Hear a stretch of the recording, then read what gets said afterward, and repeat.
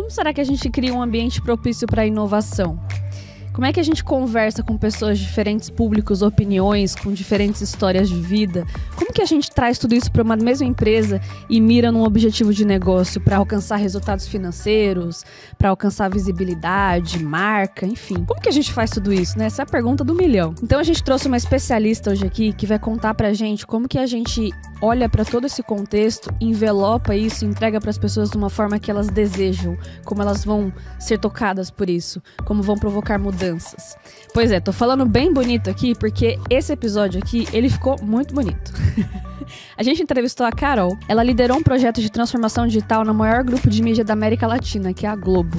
E ela também construiu dentro da Globo um plano de expansão da plataforma de streaming, que é o Globoplay, para mais de 20 países. Então ela precisou entender sobre pessoas, sobre cultura, sobre consumo de uma maneira muito detalhista. E ela precisou trazer isso para o negócio. Hoje ela está numa cadeira de head de parcerias no YouTube. Na minha pesquisa de mestrado, eu comparei a comunicação das empresas nativas digitais com as em transformação digital. E aí, o que eu descobri, assim, a maior diferença entre essas duas empresas é que as empresas nativas digitais são muito boas em vender uma visão. Enquanto que as empresas em transformação digital, elas estão ali tão preocupadas em se transformar, elas até usam o termo digital mais do que uma empresa nativa. Porque a empresa nativa não precisa dizer que é digital. Você não espera que o Google te diga que é digital. Você já cola essa stamp nele.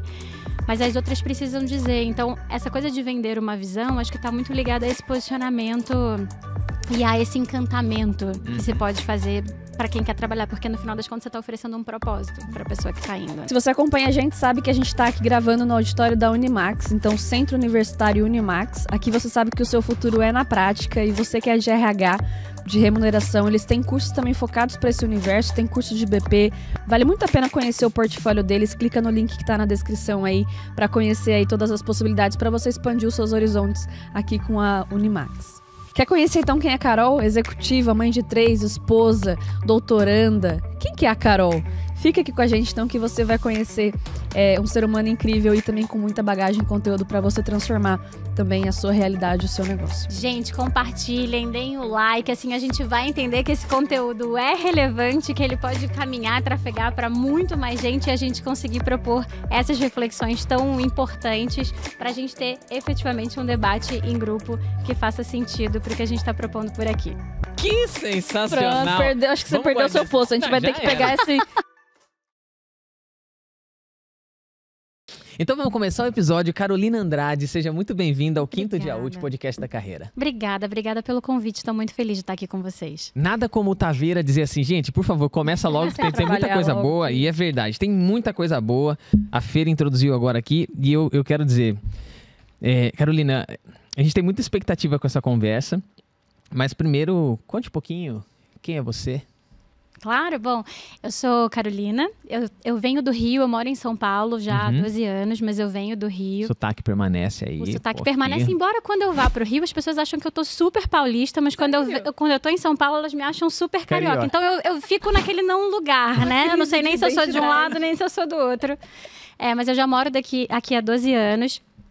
E vim porque achava, apesar de amar o Rio, eu achava que São Paulo tinha, de fato, mais oportunidades profissionais. Acho que era uma cidade com a cabeça um pouco mais aberta, né? A gente sabe que São Paulo é uma metrópole bem maior do que o Rio.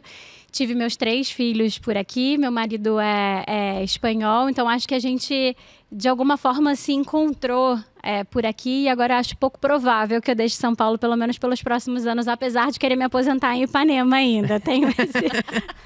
Ipanema é o lugar de aposentar no Rio, que é o melhor bairro, assim? Olha, cara, Ipanema, tem uma coisa em Ipanema que eu acho muito especial, de Ipanema, que né? Não sei se você já esteve em Ipanema, mas tem aquele ambiente mais descontraído do Rio, porque tem a praia, porque tem os bares do Rio, né? Eu sempre brinco com meu marido, assim, uma das coisas que eu mais sinto falta do Rio é quando eu quero comer uma coxinha de chinelo, e no Rio isso é super fácil de achar no bar, e aqui em São Paulo a gente acha coxinha gourmet, né? É um pouco diferente a atmosfera, assim. Então, acho que Ipanema tem essa atmosfera, mas, ao mesmo tempo, Ipanema recebe muito turista, né? É como se fosse um bairro do Rio que é um pouco mais cosmopolita, do Manuel Carlos, eu diria. Né?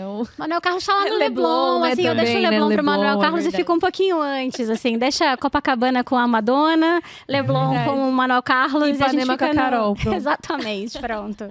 Que legal, cara. E me diga, 3 filhos, três meninos, ou menina, como que... Um menino e 2 meninas. Um de 7 e 2 de 5 e de 1 ano.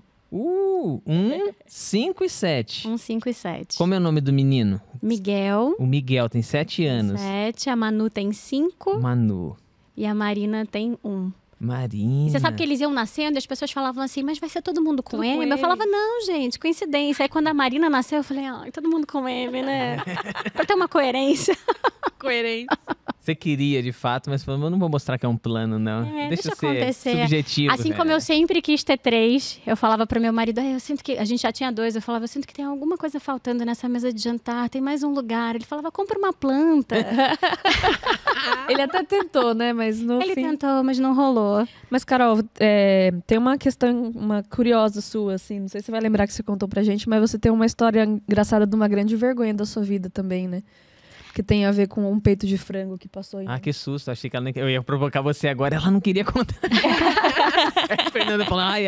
Eu tive 2, na verdade. Assim, as 2 grandes, maiores vergonhas da minha vida. Eu tenho 3 filhos e um labrador, né? E aí eu brinco que meu labrador chegou primeiro. E cada criança que chegava em casa... É com M também? Como é que é o nome? Não, ele é Juan, porque ele tem uma veia mais espanhola. Uhum. E aí eu brinco com meu marido que cada vez que eu chegava com uma criança diferente em casa, o Ron olhava pra mim e falava, cara, mais um, tipo... Não, cadê meu passeio, sabe? Mas enfim, a gente morava numa vila e aí eu tinha 2 crianças e obviamente eu não conseguia dar tanta atenção pro Juan como eu dava quando ele chegou, né? E aí as pessoas da vila ficavam com as portas abertas, apesar de ser São Paulo, tinha um ar meio interior. E aí, um belo dia, o Juan estava passeando pela vila, eu estava pronta para ir para o trabalho, sai a minha vizinha e fala, seu cachorro, por acaso, estava comendo alguma coisa? Eu falei, não, assim, para ser sincera, eu não presto muita atenção nele ultimamente. Ele é autogerenciável. Olha, eu tirei um peito de frango do freezer e botei em cima da pia, o Juan tava lá, e cara, não tá mais, eu tô achando que...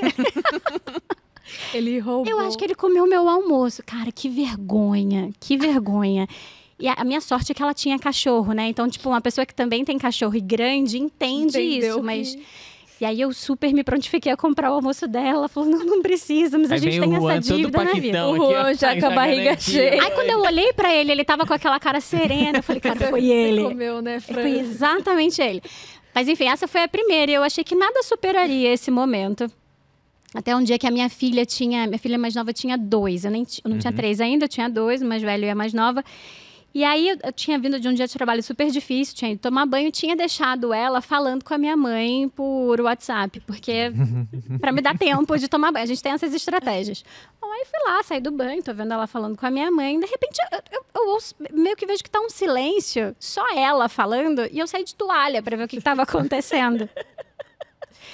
E quando eu olho, era uma chamada de vídeo, não ela e a minha mãe, ou seja, ela e a avó, mas era ela, a minha mãe e o RH da Globo, onde eu trabalhava. E a Globo inteira. Aí foi assim que a Globo entrou pro streaming. E aí eu falava... Foi a primeira transmissão ao vivo do Globoplay. Transmissão ao vivo do Globoplay. E aí eu falava, cara, desculpa, mil desculpas. Eu não sei quem tava com mais vergonha, se era eu ou se era a minha BP da RH. E ela falava, não, eu já percebi que eu não devia estar aqui, tá tudo bem. Mas nesse momento, a primeira coisa que eu pensei foi, cara, eu preciso deletar o telefone do Paulo Marinho. Porque imagina se fosse... outra pessoa. Ou ele de repente estava na chamada e falou, cara, acho que é melhor assim. Nunca te contou. E aí na saída desse podcast eu vou receber um WhatsApp do Paulo dizendo, olha, nunca te contei, mas eu tava lá, mas isso tudo bem, não tem problema. Eu também entendi. Quando a BP entendeu que não era pra eu também entendi.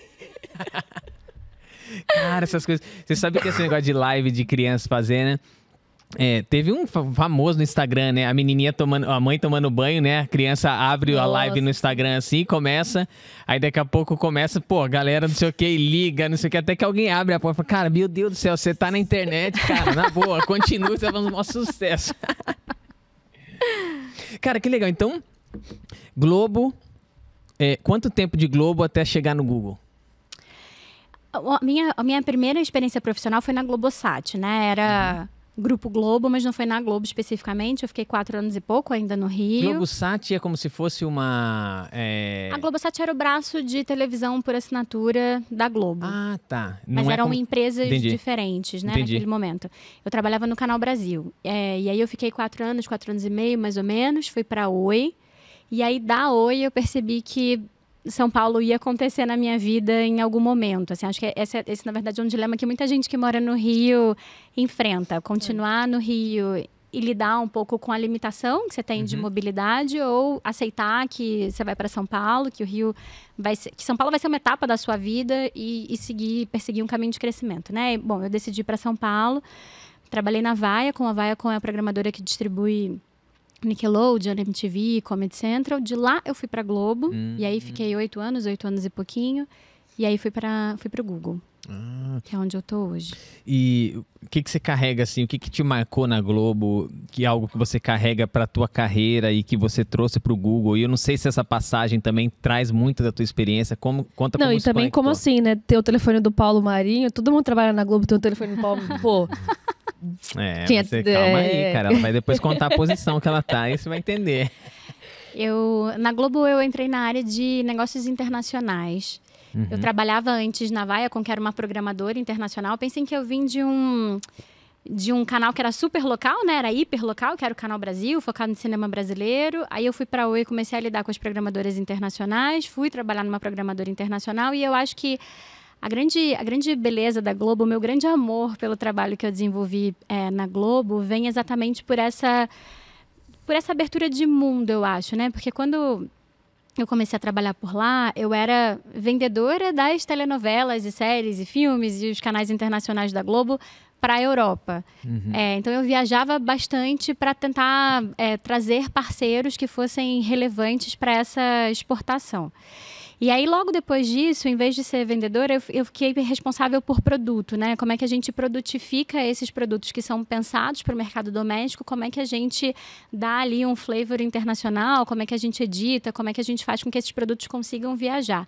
E ao mesmo tempo que eu pensava num produto viajando, eu também tinha que viajar muito, né? Então, eu acho que foi um período da minha vida que eu aprendi demais porque eu fui exposta há situações que são muito difíceis profissionalmente, né? Não é simples, por exemplo, você não falar, por exemplo, espanhol com a melhor das fluências, mas ter que ir para um evento internacional e ter que se apresentar num palco e vender o conteúdo de uma empresa em espanhol e depois fazer uma série de reuniões como essa para que, de fato, a gente conseguisse fechar esses negócios. Mas eu acho que tem uma coisa também de você entender quão diferentes são essas culturas, como é diferente fazer negócios em vários países do mundo, que, de certa forma, me preparou para trabalhar numa empresa tão internacional quanto é o Google, né? Porque no Google, na Globo, por mais que eu trabalhasse com o mercado internacional, eu tinha uma equipe de brasileiros e estava baseada em São Paulo.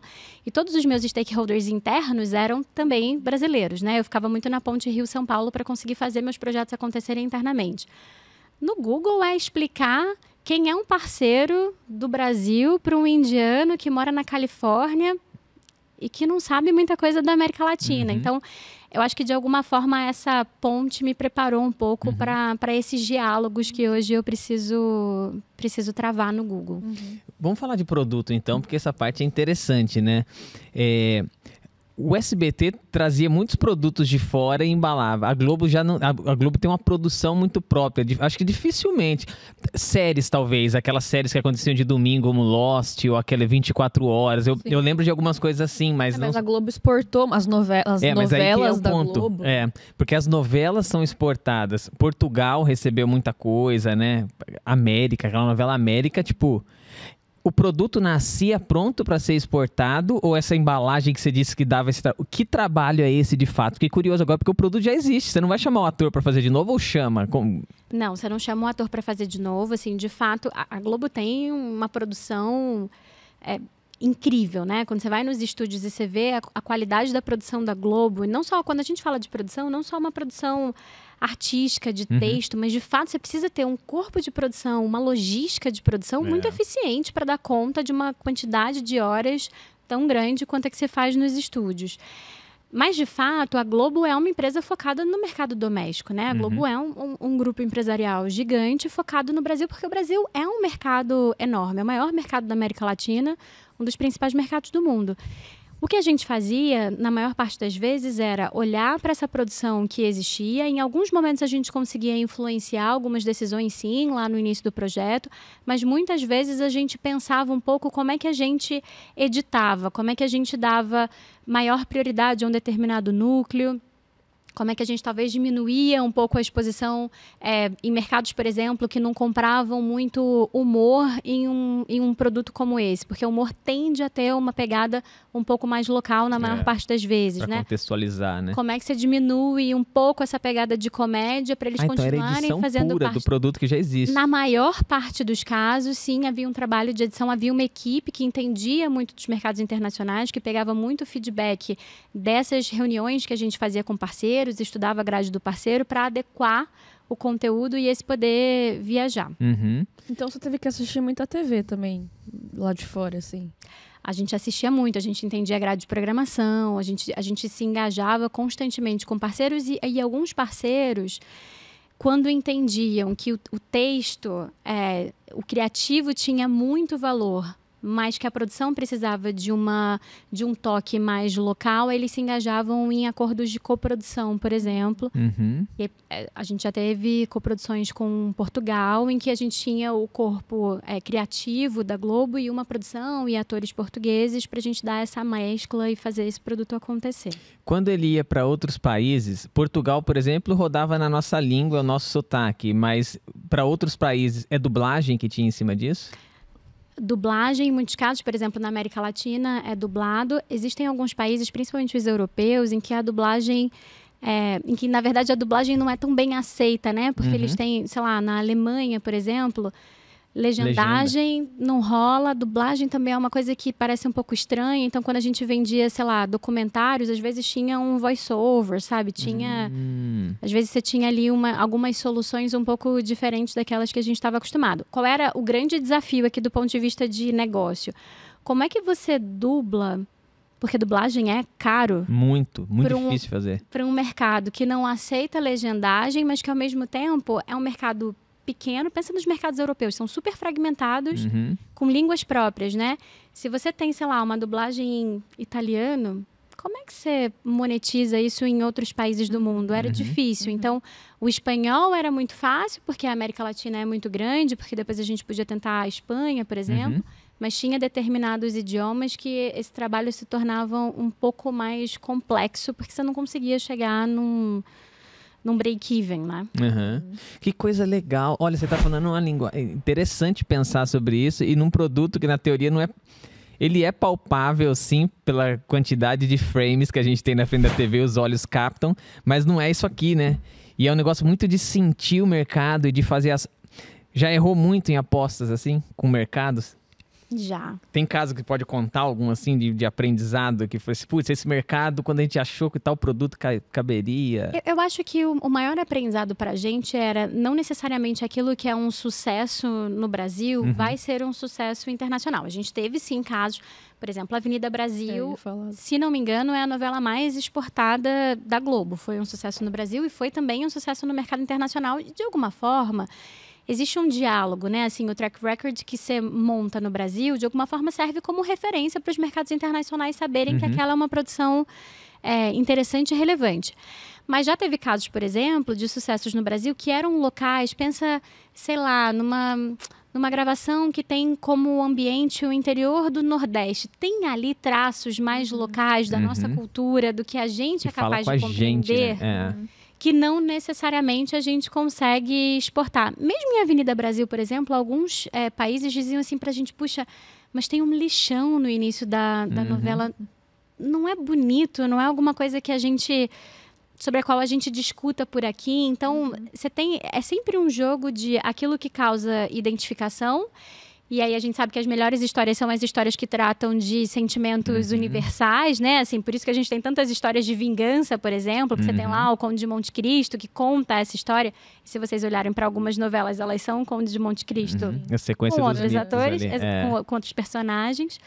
Então tem esse jogo do que é universal e do que consegue ser facilmente traduzido, mas também tem essa ponderação de quais são os elementos que causam identificação, né?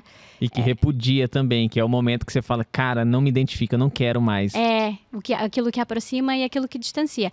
Se a gente olha hoje para a produção da Netflix, por exemplo, a gente vê muitas séries que são produzidas... Que não tem no Brasil. A gente estava nos Estados Unidos recente, você abre o portfólio, cara... Você fala, cara, isso aqui não tem pra gente. Então, eu acho que, ao mesmo tempo, a gente vive um momento no mercado que, ao mesmo tempo que você tem muitas plataformas de streaming e elas não têm a limitação de ter que ser, 24/7 e todos aqueles produtos terem que ser rentabilizados por audiência, de alguma forma, né? Você pode ter a assinatura ali formando uma cauda longa de conteúdo, e isso faz com que os conteúdos possam viajar mais. Mas um conteúdo como o conteúdo de telenovela, ele era muito procurado para TV aberta. Então, como é que... Na TV aberta você precisa de alguma coisa que traga muita audiência e que faça sentido para o investimento naquela quantidade de episódios. Então, sempre tinha esse jogo de o que é universal, o que é muito local e quais são as janelas que são mais adequadas para cada tipo de conteúdo. Acho que esse era o grande porque jogo. A gente está falando bastante das telenovelas, né? Mas tem outros programas também, outros produtos que eram exportados também. Por exemplo, a gente tem acesso a noticiários dos Estados Unidos, agora até Al Jazeera, enfim, de outros países, outras regiões, e que são notícias que não necessariamente são globais, né? Às vezes são muito locais, mas a gente tem acesso. A Globo também teve passou por esse processo de exportação de outros produtos, tipo jornal, um Fantástico, sei lá, alguma coisa assim. Não de exportação de... Bom, na verdade, a gente exportava de alguma forma os telejornais quando a gente pensava na atuação da Globo internacional, porque aí sim havia uma grade de programação e o jornalismo da Globo estava ali. Em Portugal também havia um canal da Globo que não era exatamente o espelho da Globo, mas que também tinha os telejornais. Mas havia, por exemplo, uma mini agência de notícias dentro da Globo que também podia fazer a exportação dessas imagens ou dessa cobertura para outros telejornais. A grande questão é que o telejornal, como era em português e numa grade que era um pouco a réplica da grade da Globo, esse era um produto que era mais para brasileiros do que para alguém que não sabia exatamente quem que era a Globo. Então, a gente também tinha dois grandes públicos. Tinha o brasileiro que morava fora, e esse a gente servia de uma determinada maneira, com a Globo Internacional e depois com o Globoplay, que a gente lançou para fora do Brasil. Mas também tinha o produto de exportação que era para audiência, aí sim, local, e que precisava ser bastante adaptado para que falasse com esse público. Você estudou o quê, Carol? Jornalismo. Eu sou business, mas eu estudei jornalismo. Que curioso, né? Assim, e dentro da faculdade de jornalismo, a Fer também estudou jornalismo. Vocês têm, dentro da faculdade, prepara para isso? Para ser business, ou a faculdade nem tanto? Foi a tua trajetória que você escolheu? Zero. Assim, eu me senti pronta para sair para trabalhar numa redação.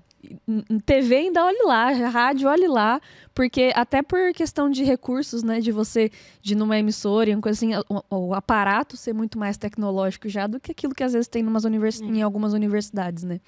Mas, em teoria, sim, né? Mas eu acho que na prática mesmo, vivência, redação é o que você sai, assim, tinindo para trabalhar em redação, que é aquilo que você consegue viver mesmo na veia. Às vezes uma televisão de uma reportagem de rua, algo assim, né? Mas o universo todo de TV, e como a gente tem hoje também em outros meios agora, né, da gente se comunicar, até dentro do próprio Google, né? Então, canais, imprensas que tem canais no YouTube, e você tem pessoas para fazer aquilo especificamente naquele ambiente. Eu não me senti pronta, assim, nesse aspecto. E business, então, zero, né? De como você se vende, como que você, né, pensando no negócio, né? Como você caiu nisso? A minha primeira interação com a Globosat tinha sido para a Globo News. Na verdade, eu tinha feito um processo para ir trabalhar com jornalismo em TV. Eu tinha feito estágio em jornalismo. E aí eu acho, não sei, foi sempre tão natural para mim a escolha de ser jornalista que eu acho que eu nunca tinha me perguntado o porquê, né? Eu terminei a faculdade sem saber responder essa pergunta. E aí, quando eu fui trabalhar em redação, eu comecei a sacar que, na verdade, eu gostava muito de escrever. Eu sempre gostei muito de ler e gostava muito de escrever. E eu estava desiludida com o trabalho em redação, porque trabalhava-se muito, de fato eram condições de trabalho ali que eram complicadas, assim. Eu lembro que logo no início da carreira eu pensava, puxa, isso é um nível de estresse e um nível de dedicação exclusiva, que eu não sei se é exatamente o que eu quero ter, porque eu tinha também outros interesses que eu queria dar conta no meu dia. E aí eu encontrei um professor e eu estava conversando com ele sobre isso e sobre o fato de que você fazia o texto, mas no final você não se reconhecia naquele texto, né? Porque você tem um editor e o texto meio que vai rodando. Uhum. E ele me falava, Carol, sabe qual é o problema? É que se você fez jornalismo porque você gostava de escrever, você devia ter sido escritora. Você devia ter escolhido outra coisa. Pô, você me falou isso só agora. Tipo, ai, meu Deus, agora eu vou ter que arrumar outra coisa, né? E aí eu comecei a trabalhar com conteúdo. E daí eu comecei a perceber que eu gostava muito de negócio. Eu precisava entender o que a minha escolha de conteúdo, por exemplo, gerava do ponto de vista de negócio. Qual era o link que isso tinha com a empresa e com a forma como era administrada e com os resultados que a gente precisava gerar. Só que se você me perguntar hoje assim, você consegue ser business em qualquer segmento? Não consigo. Eu não conseguiria trabalhar numa petroleira, porque eu não me identifico com o produto. Então, eu cheguei à conclusão de que esse meu lado jornalístico e que faz eu gostar muito de ler e de escrever e de assistir e de ver televisão, de ver conteúdos audiovisuais, me levam para uma área de business, mas mais focada em entretenimento, porque é de fato naquilo que eu me identifico, sabe? E aí o que eu fui fazer como eu já não aguentava mais estudar business, porque eu vivo o negócio o dia inteiro, daí eu fui fazer mestrado e doutorado em linguística, que de alguma forma me lembra lá de trás da minha escolha pelo jornalismo, sabe? Uhum. Cara, é muito curioso isso. Veja, o nosso podcast está falando com profissionais de RH, de remuneração, e alguns devem estar se perguntando, coloque isso no corte. Fala assim, mas por quê? Por que nós vamos conversar com a Carol? Cara, tipo, ela trabalha com produtos, ela trabalha dentro desse mundo do entretenimento. O que é que eu vou aprender com isso? Cara, eu já estou te perguntando algumas coisas que eu sou muito curioso sobre isso, mas esse teu mundo, cara, ele ensina a embalar muito bem as coisas. E dentro do mundo dos negócios, e agora eu trago para quem é do RH, você tem um projeto na tua mão, cara, você tem que ter a noção do que os meios de entretenimento têm de fazer uma embalagem, tá vendo? Por que uma novela dá certo aqui e não dá lá? Por que o projeto deu certo na outra empresa e não vai dar nessa? Cara, porque o público é diferente, a expectativa é diferente. Então, eu preciso agora sacar um modelo de embalagem para que faça sentido para ele. O pitch foi de 20 minutos para aquele cara, mas aqui vai ter que ser de 2 minutos, cara, porque a cultura é diferente. É a persuasão, né? Como que você tem também, né? É uma matéria forte, assim, na sua trajetória, né? Estudar a linguagem persuasiva, né? Eu quero explorar teu mestrado, só que antes a gente vai conectar o Google agora e eu quero saber. O Google tem a missão que é organizar as informações do planeta. Não sei se falam-se muito. Então, o business do Google é isso, mas ele se transformou em um conglomerado de coisas. Que pedaço do Google você tá? E o que, de fato, o Google quer com o mundo? A segunda pergunta é um pouco mais complexa. Não sei exatamente se eu sou o porta-voz para responder, mas eu tô no YouTube, na verdade. Eu tô dentro do Google, mas eu sou responsável pelas parcerias comerciais de YouTube Premium e as parcerias do YouTube no que a gente chama de Living Room, que são as televisões conectadas, os dispositivos conectados para a América Latina. Então, antes, como Globo, os meus principais mercados eram Estados Unidos, Angola, Portugal. Agora eu passo a ser mais focado em América Latina, lidando não com um produto de televisão, mas com um produto que revolucionou a forma como a gente vê televisão. Isso que eu ia falar, né? Não deixa de ser, porque em casa, por exemplo, a gente consome o YouTube como se fosse um canal na de TV, né? Gente, eu tenho 3. No começo, eu até conseguia fazer eles verem, sei lá, na Galinha Pintadinha na Netflix. Chega uma determinada idade, a velocidade do YouTube, muito, mano, muito difícil tirar do YouTube, assim. E é um consumo absolutamente distinto do consumo que eu tinha. Porque, por exemplo, eu tinha a expectativa de que eles fossem ver desenho animado, talvez, como eu vinha, ou um live action, tipo Power Rangers, sei lá. Pra mim seria isso 2024. Nossa, eu nunca fui tão chique assim de Power Rangers. Como live action. Cara, na real, eles gostam de ver alguém jogando Minecraft. Ou fazendo unboxing no YouTube. Ou fazendo unboxing, né? Exatamente. Ou fazendo, sei lá, fanfiction do Super Mario. Teve uma vez que a minha filha, ela tava vendo o YouTube no Nintendo DS. E por isso eu hoje só deixo eles verem na televisão grande, porque eu preciso acompanhar o que eles estão vendo, tem que né? botar todo mundo junto. Eles brigam, aberto. Não? Como é que é isso aí? Eles têm os Cara, é uma perfis, diferença muito grande. Tem os perfis, assim, pelo menos o mais velho tem um... O de 7 e a de 5, eles se entendem um pouco mais. Imagino. A de 1 tá em outro momento, mas eu acho que a beleza de ter 7 e 5 como irmãos é que eles estão na fronteira de eu quero ver Minecraft e alguém jogando e criando histórias no universo Minecraft. Mas eles gostam das musiquinhas, eles gostam das coreografias. Então, eles sentam ali pra ver a galinha pintadinha também, sabe? Cara, tô entendendo exatamente o que você tá falando. Eu tenho 2 e 9, o de 9, de vez em quando, senta pra ver com o pequenininho, a gente tira foto, o pequenininho encosta nele, encosta no outro, fica falando, cara, que doido. É isso, eles se entendem ali, eles são capazes de fazer essa tradução, assim. Não, mas tem dia também que se eu colar do lado do Caleb, eu também assisto o que ele tá assistindo, vai. Aquele dia que você tá cansada, você vai lá. Você só para ver, né? Vai isso daí. Mas, e aí, ela tava no Nintendo DS, e teve uma hora que ela começou a chorar muito, muito. E eu falava, meu amor, o que aconteceu? O Mario, mamãe, o Mario morreu. Como assim? O Luigi matou o Mario e a Peach foi... E eu falava assim, calma. Tipo, foi alguém que criou esse desenho, tá tudo bem. O Mario não morre, fica tranquilo. Mario não morre, tá tudo... Mario continua vivo. E aí ela começou a racionalizar. Ela falava assim, mas onde ele mora? Aí eu falava, no Japão. E aí agora, eu trouxe esse custo pra mim. Porque todas as vezes que é aniversário dela, eu pergunto, o que você quer fazer no seu aniversário? Ela fala, eu quero ir pro Japão ver o Mario. Ficou toda vendo essa viagem. Mas eles têm essa coisa com o YouTube, assim. Tanto é que minha mãe uma vez foi na minha casa e perguntou, mas não tem mais TV por assinatura na sua casa? E aí meus filhos olhavam pra ela e falavam assim, mas vovó, tem YouTube. Tipo, do que mais você precisa, né? Então é muito curioso, assim, ver a relação das crianças de hoje em dia e ver que conteúdos elas decidem assistir. Assim, eu nunca achei que eu fosse ver meus filhos vendo histórias criadas por criadores no universo do Minecraft. E vendo isso por 1 hora e achando o máximo. Cara, esse lance de streamar, Taveira aqui gosta pra caramba disso, de jogos também, né? Meu menino também, de ver, a gente até não deixa ele ver tanto, porque, cara, é uma vibe, é um negócio... Você... Tô o tipo de gente que fica streamando aqui também, olha lá, Taveira aqui. É uma mega conexão também, o cara tem um propósito maneiro, né? Um outro dia que a gente entrevistar o Taveira, ele conta por que ele faz isso também. Mas você sabe que...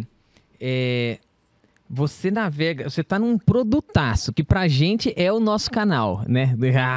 O YouTube... Inclusive, tem muita gente que te pede plaquinha. Você tem plaquinha? Não sou o contato pra isso, mas vou te apresentar Conheço algumas pessoas. Quem tem. É facinho, Fê. Você vai lá, bate 100 mil, que com certeza ela vai te mostrar quem Tem que começar a fazer unboxing de brinquedos, sei lá. Joga Minecraft. Joga Minecraft. Joga Minecraft. Taveira te ensina. Minecraft. Você sai de um produto que está se adaptando no digital, que aliás a gente pergunta, por que a Netflix não nasceu numa Globo, certo? Poder, dinheiro, tudo estava lá dentro. E por que um produto desse não nasce dentro de uma grande emissora de TV, que já produzia conteúdo, né? E agora você vai para uma empresa que é digital, de fato. O teu mestrado tem muita relação com isso, né? Conta um pouquinho sobre ele agora. Eu fui fazer mestrado porque eu acho que eu carregava... Eu sou feliz no mundo corporativo. Meu marido, por exemplo, é de uma vibe completamente diferente. Do que ele faz? Cara, meu marido resolveu freelancer. Eu conheci ele na Globo, mas conheci ele já com 40 e pouco, e ele tava naquela fase da vida que você começa a se perguntar, tipo, puxa, será que é isso mesmo que eu quero? Acho que não. E aí ele é freela porque ele quer escolher os projetos com os quais ele... se engaja. Eu sou feliz em mundo corporativo, mas eu confesso que eu carregava comigo algumas experiências em mundo corporativo que me intrigavam de alguma forma, assim. Principalmente experiências relacionadas com comunicação. Como é que as pessoas se comunicavam? Como é que elas interagiam? Como é que elas colaboravam? Por que em determinados momentos a gente não conseguia seguir em frente com um debate? Isso era uma questão muito grande para mim, porque... como eu trabalhava em empresas e eu precisava liderar projetos, eu precisava dos meus stakeholders internos trabalhando comigo. E tinha determinados momentos que eu não conseguia trazer uma pessoa para um debate. Seja porque ela não queria, seja porque ela tinha uma visão tão clara de como é que as coisas tinham que ser, que ficava difícil engajar. E essas coisas, às vezes, elas vêm embaladas numa estratégia que é sutil e que, às vezes, nem é consciente que era difícil decodificar. Era como se ficasse uma névoa na minha frente e eu não conseguisse entender muito bem como é que eu ia sair daquela situação, embora eu precisasse sair do outro lado. Algumas dessas situações eu só levava comigo do ponto de vista de como é que eu vou bolar uma estratégia para trazer essa pessoa. Outras situações ficavam, de fato, dentro de mim, porque eram situações que tinham ali uma agressividade, talvez, né? Porque, como a pessoa não queria se engajar, você tinha ali um pouco de uma reação, talvez, um pouco mais forte do que você esperava.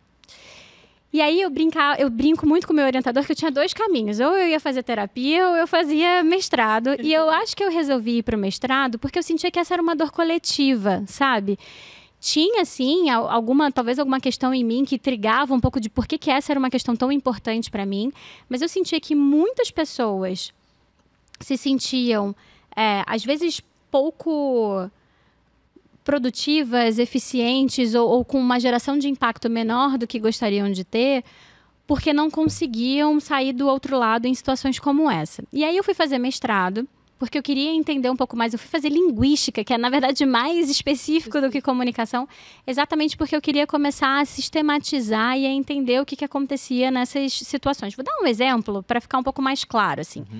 Imaginem que estamos aqui, nós 3 e Taveira fazendo um projeto.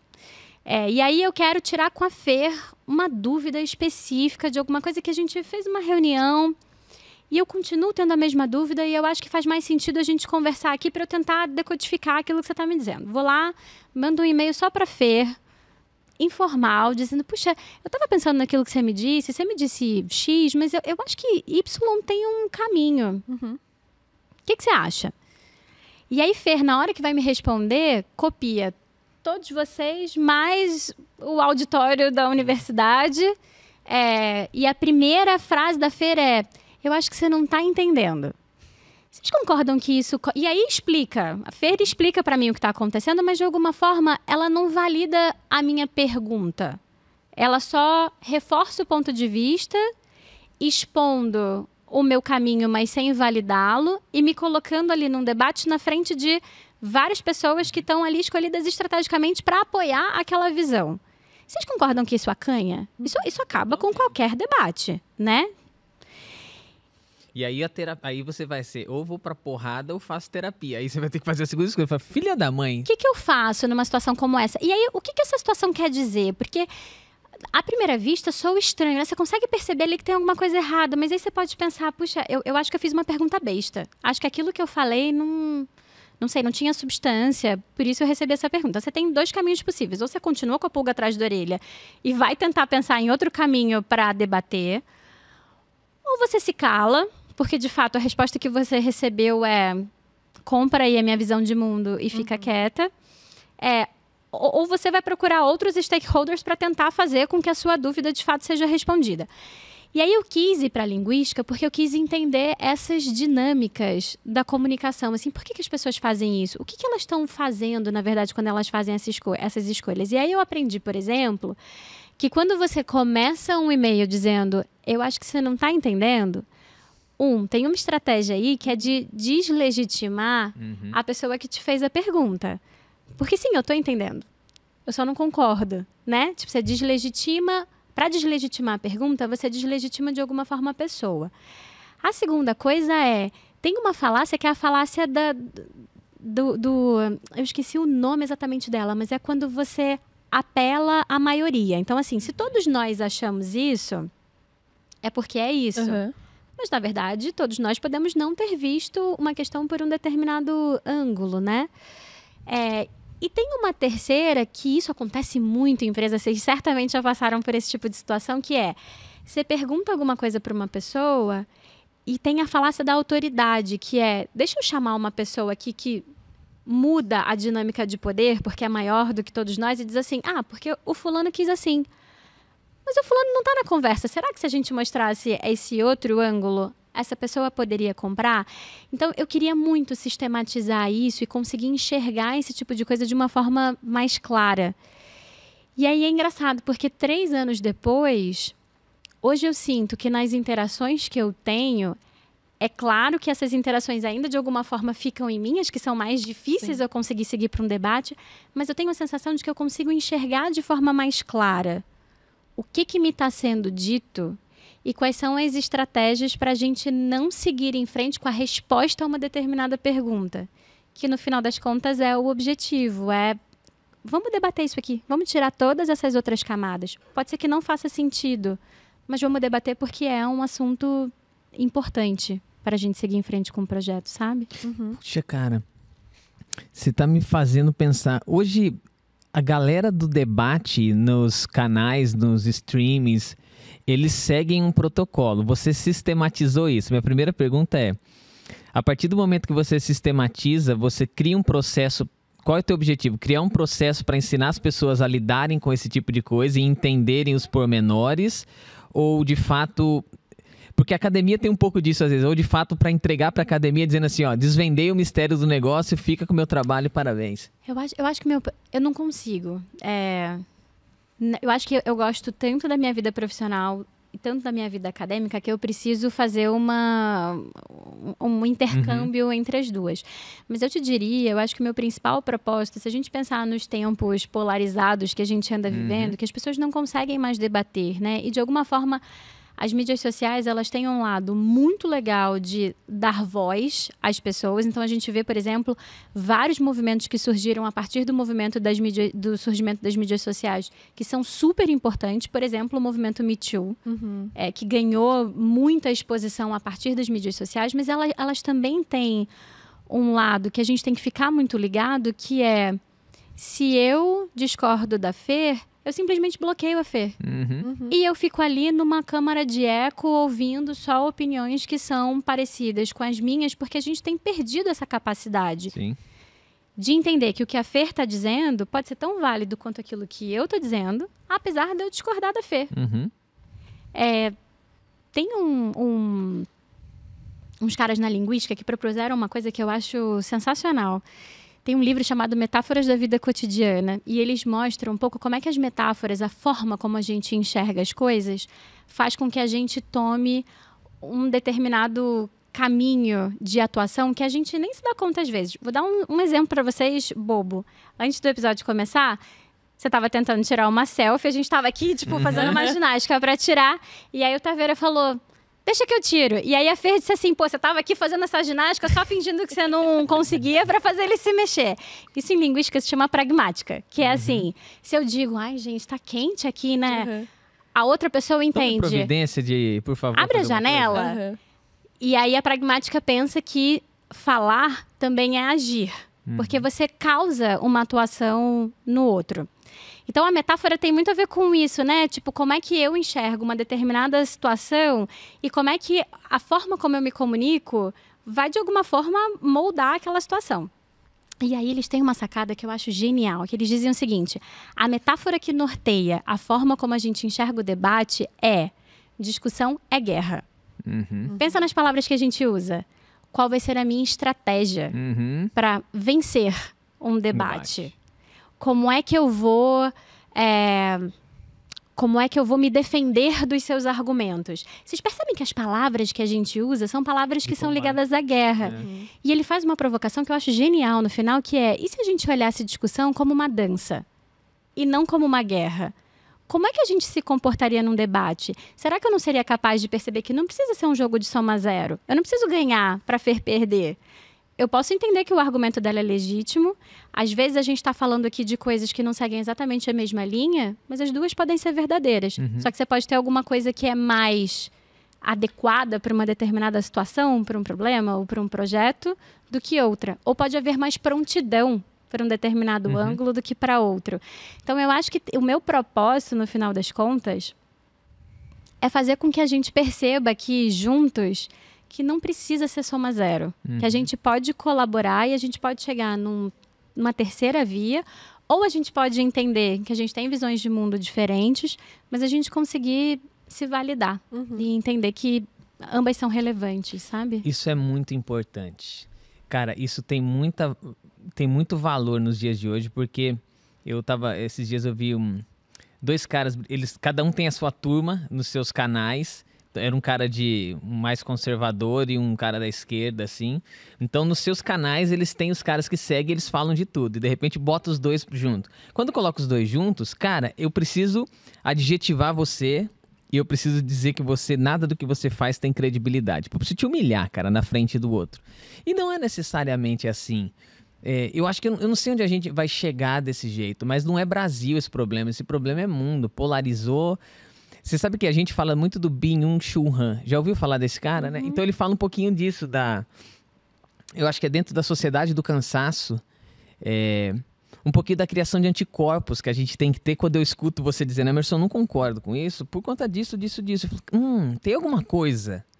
Tá, eu posso aprender com isso, e de fato ela não tem razão nenhuma, mas eu tenho condição de expor também meu pensamento, e vale o meu pensamento, vale o teu pensamento. A não ser que seja uma coisa muito ridícula, ou que ofenda o outro, ou que tire a dignidade de uma outra pessoa que também tem esse limite, né? O cara do Flow Podcast, o Monark, entrou naquela discussão gigante, até onde ultrapassa o limite de algo que pode. Então existe muita discussão sobre isso, né?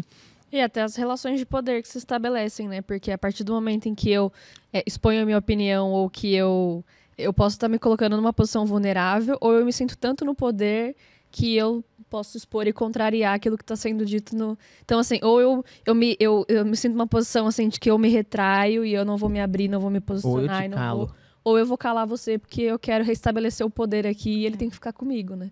Tem uma pesquisa muito legal que o Google fez há uns anos atrás. Tem um projeto do Google chamado Projeto Aristóteles. Depois pesquisem sobre isso, vale bastante a pena.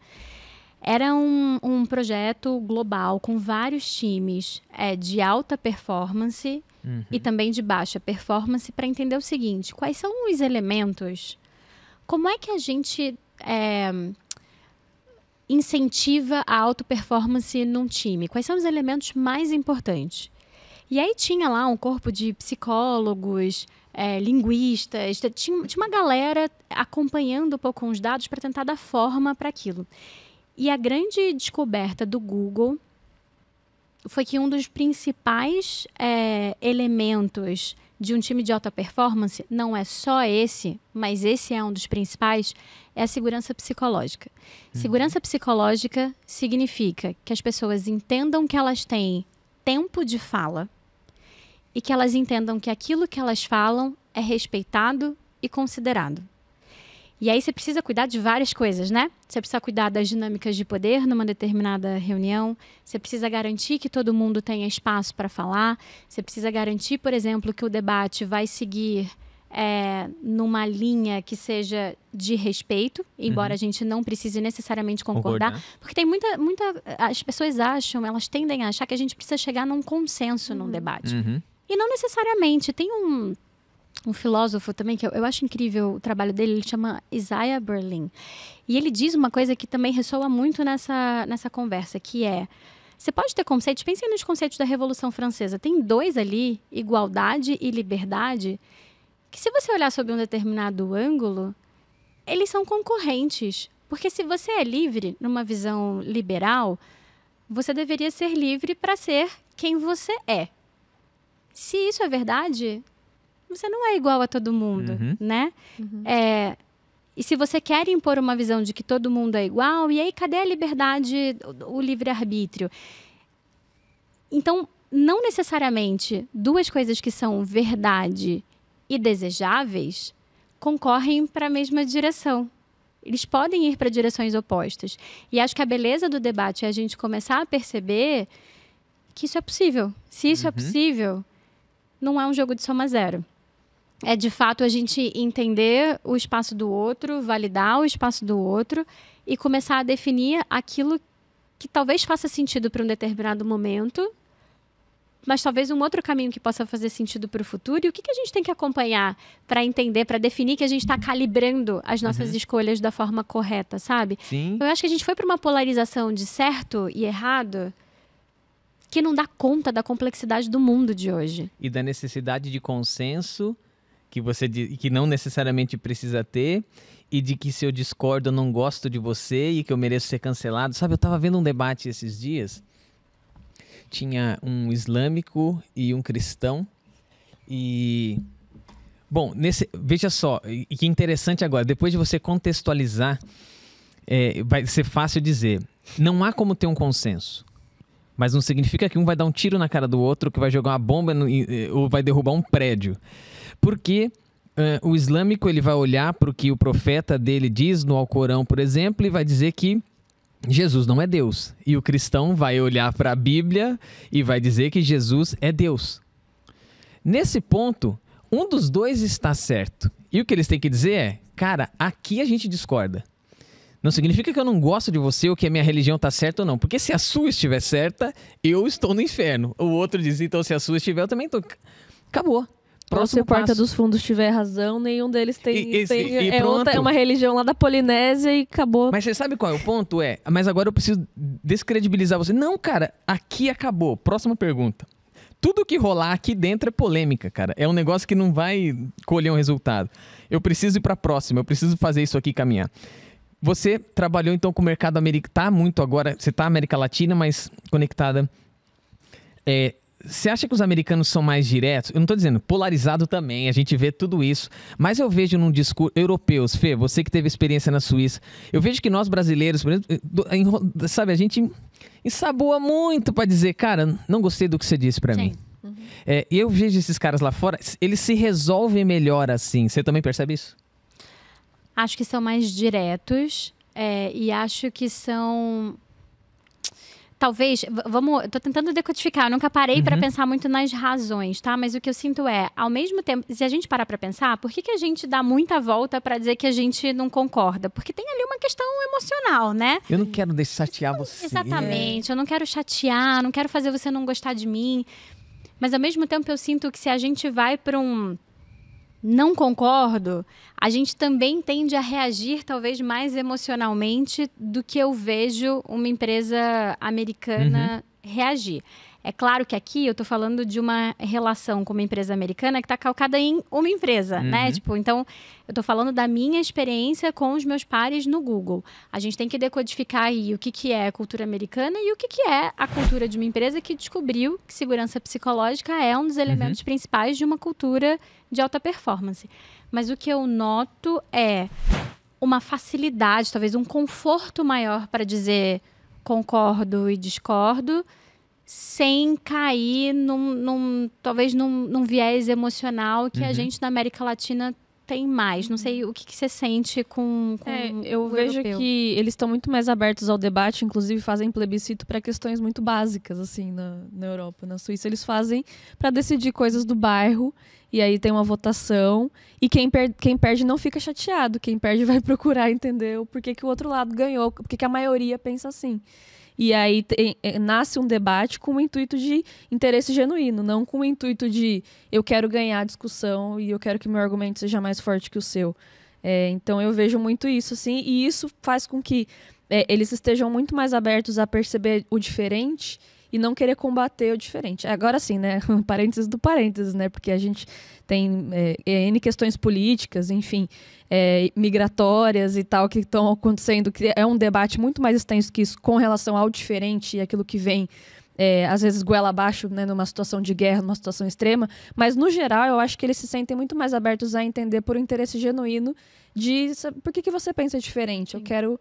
Tanto que na televisão passam muitos programas, por exemplo, TV turca, programas turcos passam muito na Alemanha e na Suíça, assim. E é muito engraçado, porque eu nunca tinha visto nada turco, nenhuma produção turca, assim. E foi um negócio que eu assisti e eles assim, não, a gente gosta, movimentações sociais, questões culturais, eles têm muito mais interesse de querer se conectar com o outro para saber o que eu posso aprender de bom. E às vezes aqui eu vejo assim, que às vezes o diferente gera uma curiosidade na gente, do tipo assim, se tivesse uma pessoa aqui, o seu marido espanhol, com certeza muita gente fica, né, quer, mas como assim? Por que você veio morar aqui? Né? Por que você não vai, né? Por que você escolheu o Brasil? O que você gosta daqui? A gente tem um interesse, assim, uma curiosidade, mas no fim a gente tem um negocinho que é tipo assim, mas ser brasileiro é muito melhor, né? É o gringo, né? Você entende que você é gringo. Exatamente. Tem uma rixazinha. Tem uma vitória no final. É uma questão da gente estar por cima, assim, no final. Não, mas no Brasil, a gente foi para os Estados Unidos e a gente ficava o tempo inteiro falando assim, os caras precisam aprender o que é Pix. Se eu pagar uma conta, tem que ir lá fazer um bench com Quando eu comecei, a primeira vez que eu me senti latina foi quando eu comecei a trabalhar nos Estados Unidos. É engraçado isso, né? Porque quando a gente sai e a gente se sente estrangeiro, aí você percebe que o outro também precisa empacotar a gente de alguma forma. Do mesmo jeito que a gente empacota os gringos. Então, quando as pessoas me falavam isso, se é latina, eu pensava, gente, uma latina é a Shakira. Eu sou brasileira. Mas nos Estados Unidos, a gente vem da América Latina, portanto, somos latinos. E eu vi muito isso aflorar, porque até conexão que eu tinha, por exemplo, me perguntam uma coisa besta, né? Tem muita montanha perto de onde você mora? E eu falava assim, não, imagina, Indaiatuba é super plano. Quando eu voltei, eu lembro que eu vi na rodovia, né, vindo de Guarulhos pra cá, eu olhava e falava assim, meu Deus, olha o Japi aqui do lado, né? Tipo, tem um monte de... E era uma coisa que eu nunca tinha. Porque a gente não tem essa questão de reparar em quem nós somos, o que nós temos, assim, pra poder exportar. Tipo assim, né? Pra poder contar o que... Então eles me perguntavam coisas... Quais são os legumes da época? Sei lá, qualquer época que eu quero comer abóbora, eu vou no... Você compra, os caras vou no mercado, eu compro a natureza, mas não, filha, que vai ter safra até no inverno. E lá eles têm uma questão muito mais... Não, as épocas do... Sim. Então foi uma coisa que foi me tocando muito, assim, de eu querer aprender mais o que é ser brasileira pra poder contar quem que eu sou. Porque era uma coisa que pra mim, assim, Brasil, pô, todo mundo conhece o Brasil. E aí você chega lá que as pessoas perguntam assim, mas por que você fala português? Não é espanhol que fala no Brasil? Você fala... Eu já respondi essa várias vezes. Você fala espanhol, né? Não. Ou então, você fala brasileiro, né? Tipo, também não. Quando eu cheguei na escola, estavam esperando, né? Eu tava lá já e o professor falou assim, não, que a gente tem uma intercambista do Brasil. E a minha menina falou assim, acho que ela não veio. Porque tem uma japonesa, Porque tem uma japonesa sentada aqui. Aí eu, não, sou eu. E ficou todo mundo assim, meio... Ué, né? É porque você já é caracterizado, você não é latina, né? Eu olho pra você e falo esse olhinho aí. E eu falo assim, deixa eu te contar uma coisa, assim, de um povo, né, misturado que a gente tem aqui, né? Assim, de pessoas que... Tudo bem que tem gente que fala que você vê brasileiro lá fora, você olha e fala, aquele cara é brasileiro, né? Não, parece. Brasileiro tem uma cara, né? O jeito de se vestir, né? Mas as pessoas não têm esse conhecimento de que a gente tem essa mistura tão rica, assim. E que a gente fala português. Você fala rica. A gente fala rico, né? Mas o cara, ele não tá nem aí, porque ele acha que tem que, sabe? É um negócio muito tipo assim, é loiro do olho azul, é alemão, né? E, poxa. E você sabe que uma outra coisa também que, trabalhando pra fora, assim, me chamou muito a atenção, no começo, a gente valoriza muito... Eu acho que, não sei se isso é mais de brasileiro, uma vez eu vi uma pesquisa que os brasileiros valorizam muito mais isso do que talvez outras culturas, mas você quer falar inglês perfeito, né? Tipo, você não quer ter uma falha, você não quer que o seu acento, que o seu sotaque apareça. E aí, conforme o tempo vai passando, você começa a perceber que isso é uma besteira tão grande, né? Tipo, que o importante é você conseguir efetivamente se comunicar e vender o que você precisa vender de uma forma efetiva, mas é parte de quem você é, assim. Tanto é que quando as pessoas me perguntam assim, mas seus filhos falam inglês? Eu penso... Eu respondo, mas por que falariam, né? Eles moram no Brasil, assim, eles vão ter a vida inteira deles para aprender inglês. Certamente aprenderão em algum momento porque eles precisarão do inglês para ter uma vida mais ampla. Mas tem uma visão aí, talvez, um pouco colonialista de o bebê, quando nasce, já tem que nascer aprendendo e falando inglês, que... Não necessariamente, né? Então, eu acho que dá também ser muito exposta lá para fora. Em algum momento, você dá o clique de, puta, a minha cultura é aquilo que me faz única, aquilo que me faz especial. Então, deixa eu me apropriar, assim, sabe? Sou isso mesmo e falo com um sotaque diferente e é isso que me faz... que você fala mais de um idioma, né? Quando a gente fala com sotaque. E eu tenho uma trajetória diferente da sua e é isso que vai fazer o nosso diálogo ser mais legal, sim, né? Eu tenho uma dúvida agora, a gente falando disso, né? Da gente ter essa pluralidade, da gente se expor ao diferente, da gente consumir também coisas que não são necessariamente aquilo que a gente gostaria, ou que a TV aberta permitia muito que a gente experienciasse isso, né? Porque, imagina, às vezes você estava lá de tarde, você tem que assistir um filme que ia passar. Você espera até amanhã, né? Exatamente. Ou então você assistir um Dragon Ball e você não sabe, a gente não sabe a história do começo ao fim, porque passava o episódio que passava. E ninguém dizia que e ninguém ligava lá, falava, viu, esse episódio aqui já passou. Não, a gente assistia de novo. Era tipo Chaves e Chapolin, né? Que a gente via todos os episódios e a gente num looping pra sempre, em ordens aleatórias. E o mundo tá ficando cada vez mais com uma experiência personalizada, do tipo, eu vou te oferecer daquilo que você gosta, e o algoritmo ele aprende sobre você, e no fim ele sabe mais do que você mesmo.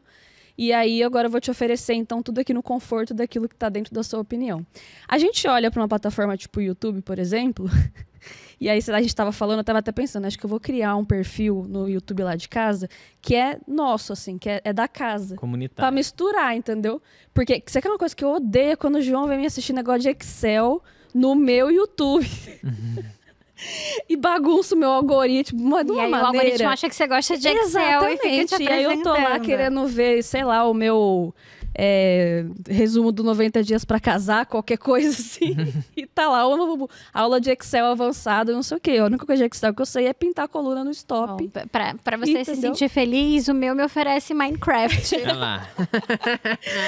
3 horas de Minecraft. Mas a gente tava falando, eu tava pensando assim, acho que eu vou criar um perfil, né? Tem o meu, tem o dele, vou criar um da casa pra gente se expor a coisas diferentes, né? Porque às vezes eu vejo ele assistindo algumas coisas e eu falo assim, nossa, que negócio legal, eu queria que aparecesse assim no meu...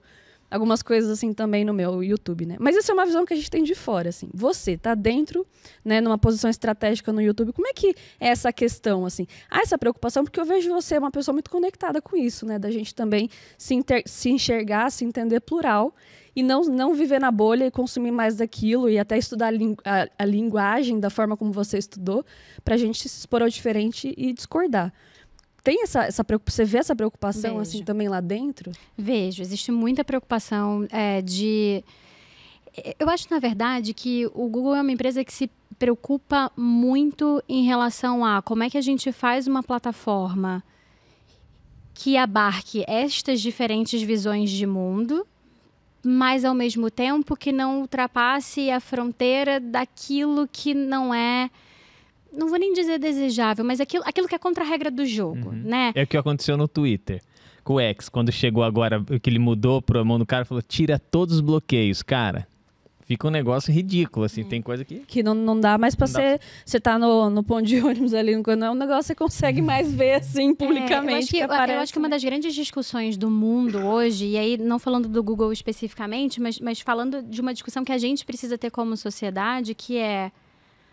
Qual é o limite daquilo que que precisa ser dito, que pode ser dito dentro de uma democracia, mas, ao mesmo tempo, o que é que fere a democracia como valor, né?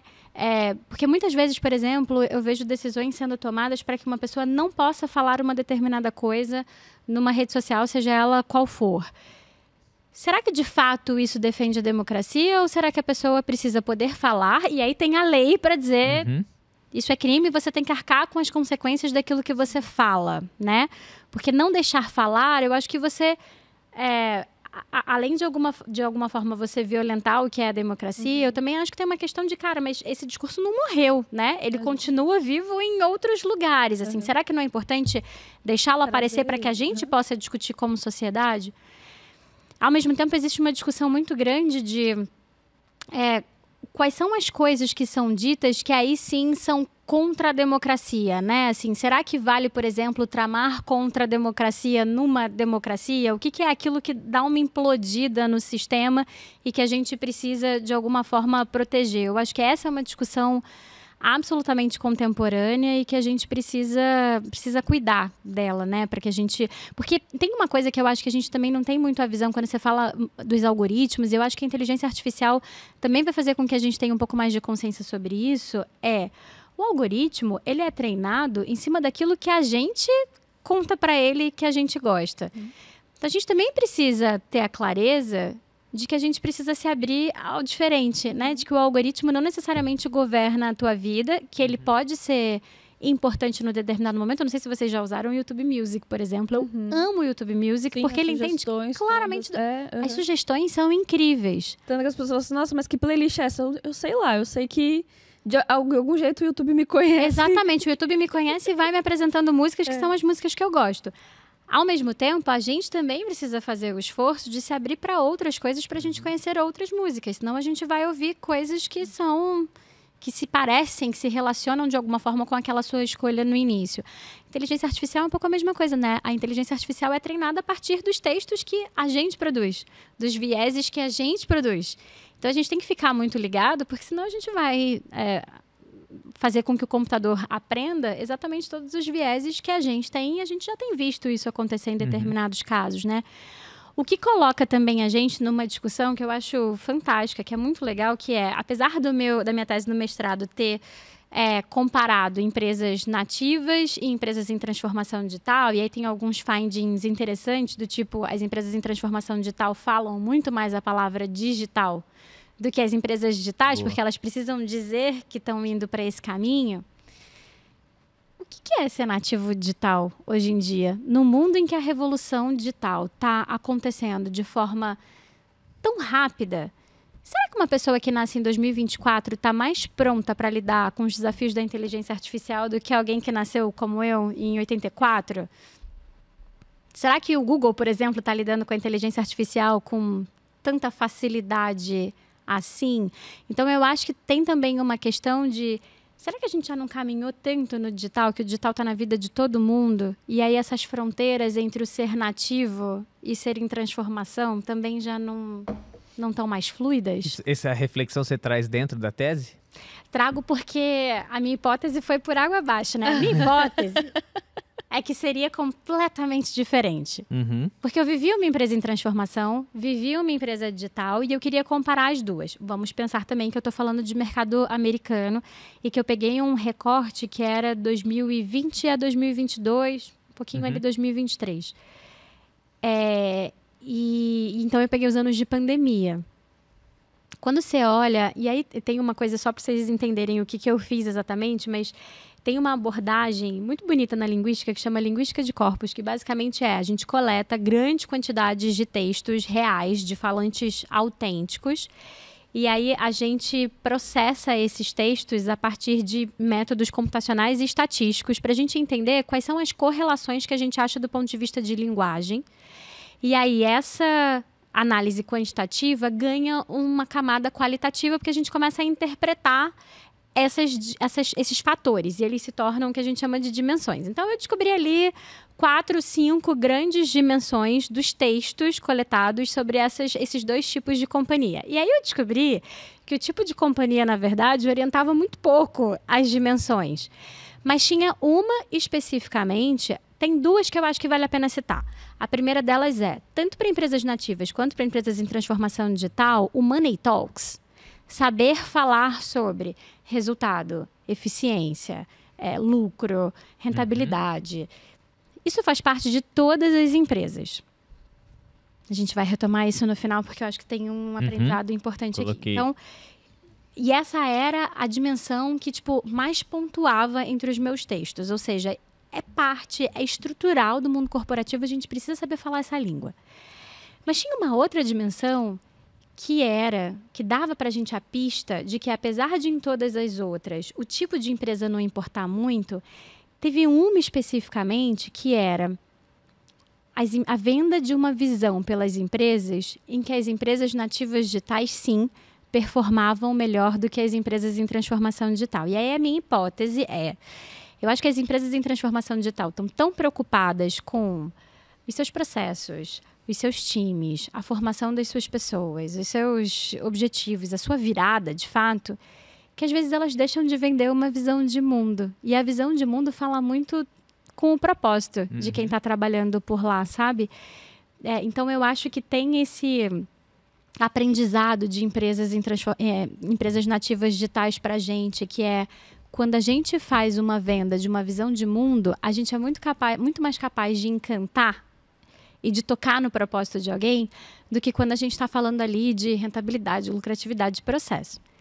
Ao mesmo tempo, tem uma coisa que é importante, eu acho, a gente nunca perder de vista, que embora as empresas nativas digitais sejam melhores nisso, vamos pensar nos layoffs que aconteceram?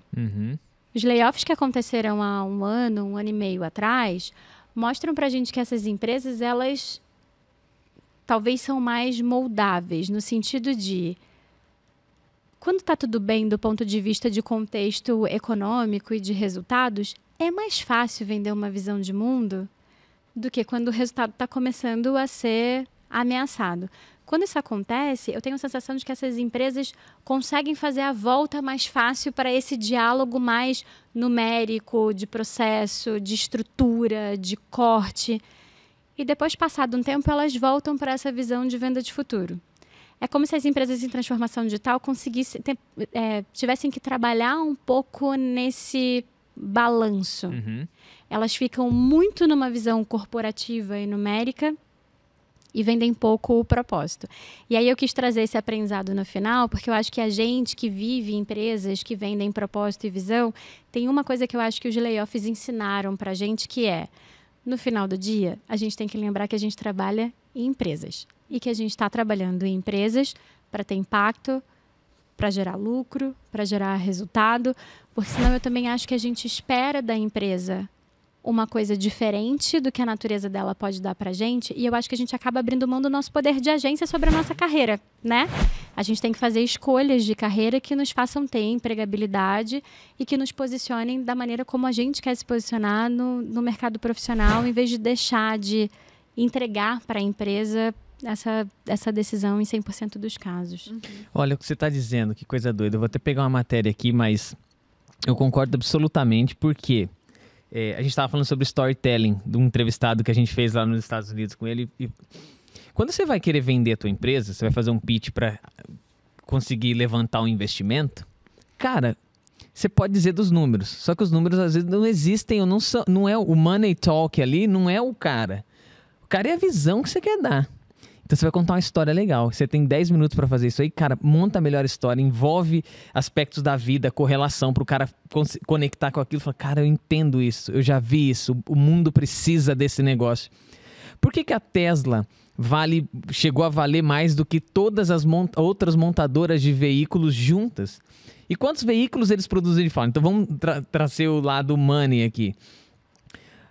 Eles não fazem mais grana ou não vendem mais carros. Tem um sonho de um mercado eletrificado com um negócio muito doido.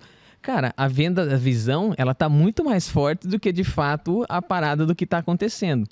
Isso acontece muito em investimentos. Essa transição ela é necessária, mas isso traz para mim uma lição que a gente estava no evento logo cedo, falei que estava em Campinas, o palestrante falou assim, pô, todo mundo quer ser estratégico ou quer ter uma posição legal.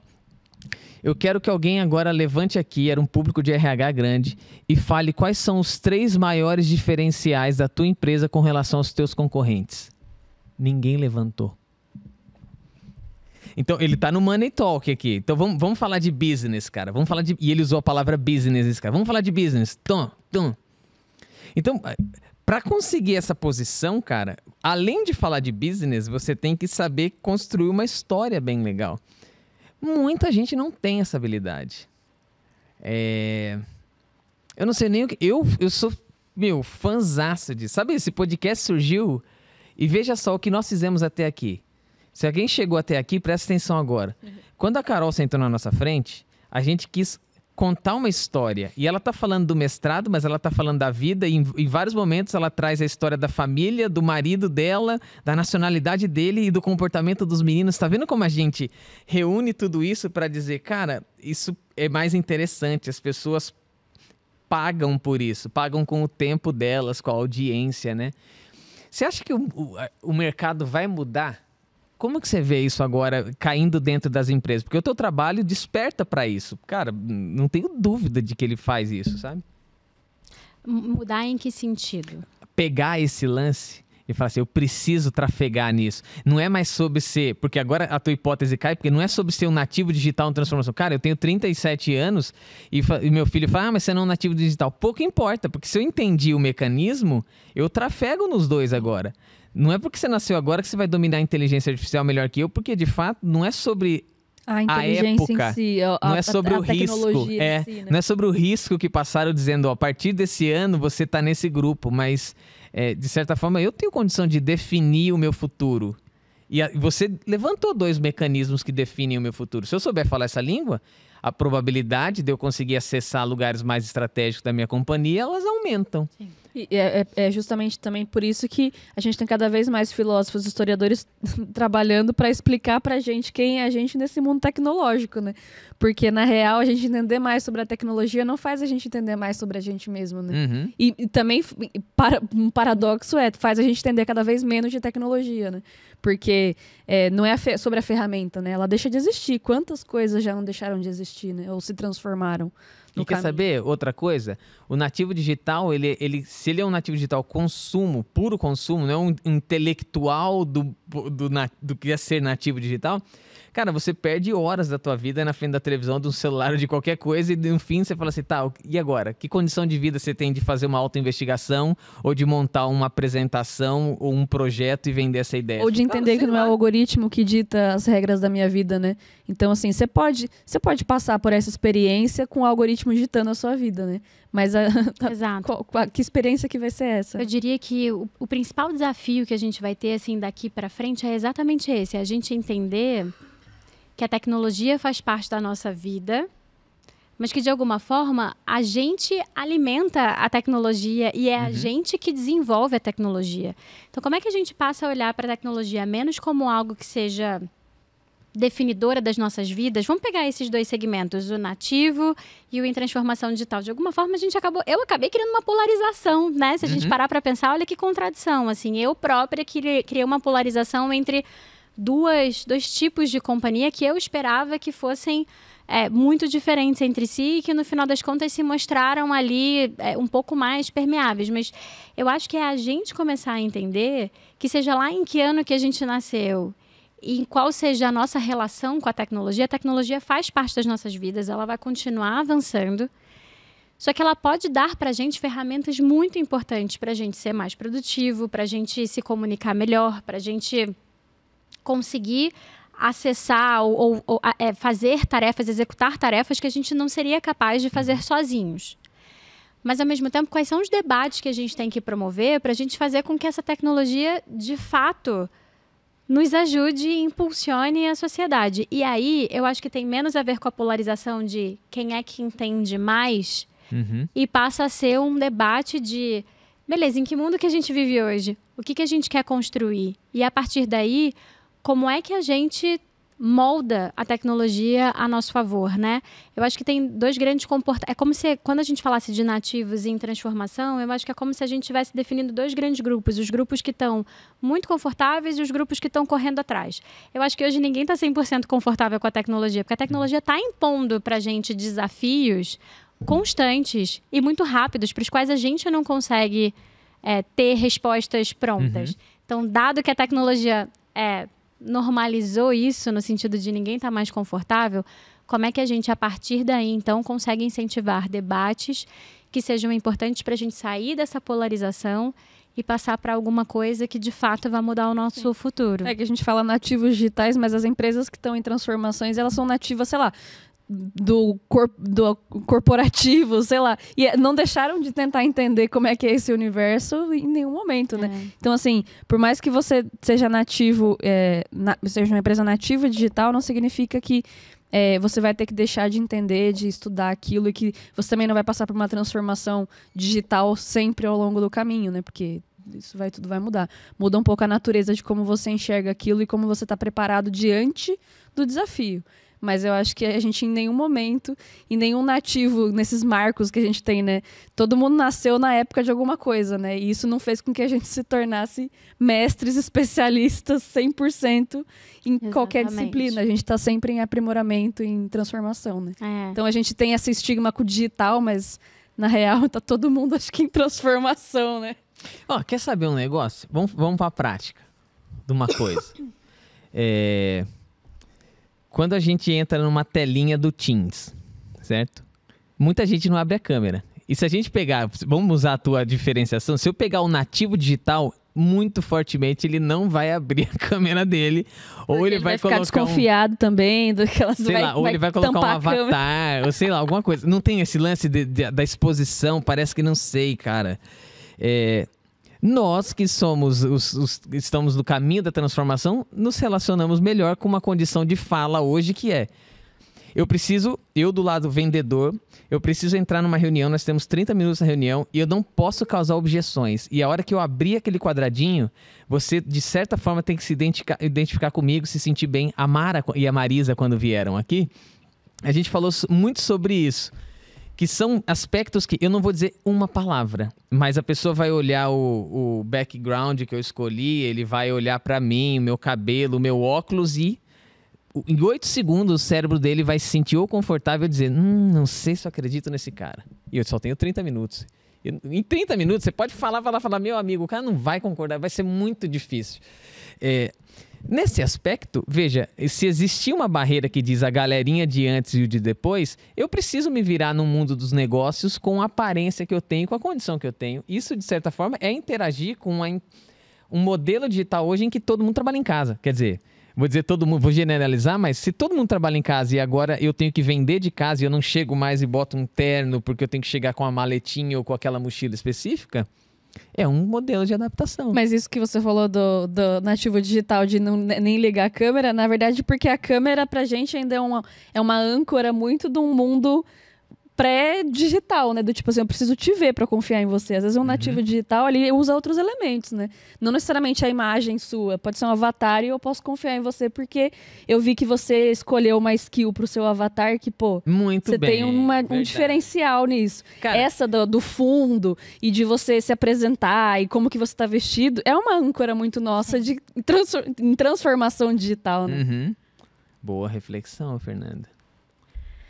Seus filhos sabem que você trabalha no YouTube? Eles assistem e falam assim, minha mãe eles não sabem ali, muito bem o que eu faço, né? Eu tenho a sensação de que às vezes eles acham que eu vou passar assim por trás do clipe da Katy Perry e vai vir mamãe, assim. Mas eles adoram quando eu posso chamá-los para almoçar no escritório. Porque vocês sabem disso, as empresas, normalmente Google, Meta, eles têm snacks. Incentivam isso, né? E aí eles abrem aquela gaveta e acham, tipo, um monte de jujuba e acham sensacional. Assim, o trabalho da mamãe é tipo Wet n Wild, sabe? Eles amam. Sua mãe faz? Não sei, eu sei que ela come jujuba o dia inteiro. Você sabe que a minha avó, isso é muito louco, né? Essa resposta de o que mamãe faz. A minha avó, quando eu comecei a trabalhar na Globo, eu sou jornalista, e minha avó não conseguia aceitar o fato de Carolina estudou jornalismo, mas não trabalha como jornalista. Então, ela ia contar para as amigas dela o que eu fazia na Globo. E ela parava no... que a minha neta trabalha na Globo. Só que as amigas dela perguntavam assim, mas o que ela faz? Ela é jornalista. E elas falavam assim, mas a gente nunca viu ela na TV. Aí minha avó falava assim, é que ela trabalha de madrugada. Tadinha, ela precisava achar um jeito, cara. Ela poderia... Você vê a noção de jornalista? O William Bonner é o seguinte, não tem ninguém atrás dele. Ele simplesmente senta lá e começa a contar as notícias. Quem produziu aquilo, né? Que doido, cara. É isso, a gente precisa não ver minha neta porque você tá dormindo. Mas ela faz exatamente isso que você acha que ela faz. A Mara, o que influência ela tem na tua caminhada? Mara é maravilhosa. Eu sou muito, muito feliz de ter encontrado Mara, assim, porque... A gente se conheceu na Globo, na verdade eu estava de saída já da Globo e acho que foi dos últimos treinamentos assim que eu tive. Eu liguei para Mara e pedi pra gente continuar se encontrando por fora. Falei com ela semana passada por um desafio que eu tinha no trabalho. Mas eu acho que a Mara tem uma visão tão clara da necessidade de posicionamento, mas ao mesmo tempo de autenticidade no mundo corporativo. E, ao mesmo tempo, uma visão tão clara dos desafios de comunicação e do desafio de ser mulher no mundo corporativo, que todas as interações que eu tenho com ela me fazem ter clareza. Acho que ter clareza é um dos grandes nortes assim, que eu procuro. Porque eu acho que eu já tive em tantas situações que eu tive uma névoa um pouco e eu precisava sistematizar as coisas, que eu procuro pessoas que me ajudem a ter clareza para, a partir daí, a gente poder discutir para onde que a gente vai. Então, se eu tivesse que definir, acho que a Mara me ajuda a ter clareza, sabe? E a colocar as coisas, eu acho, sob perspectiva, assim. Eu acho que os filhos, de alguma forma, ajudam a gente a colocar as coisas sob perspectiva. Acho que, quando eu não tinha filhos e eu vivia muito o mundo corporativo, eu acho que, de alguma forma, ao mesmo tempo que tinha um desfrutar grande, por exemplo, de quando eu viajava, de quando eu conhecia pessoas diferentes, mas também tinha um pouco um sofrimento, porque a gente sabe que no mundo corporativo a gente precisa lidar com frustração, precisa lidar com discordância, a gente está ali lidando com um projeto que não é 100% nosso, né? Quando você tem filhos, eu acho que de alguma forma você fica mais pragmático, porque você tem o trabalho e você também tem uma vida pessoal que te chama.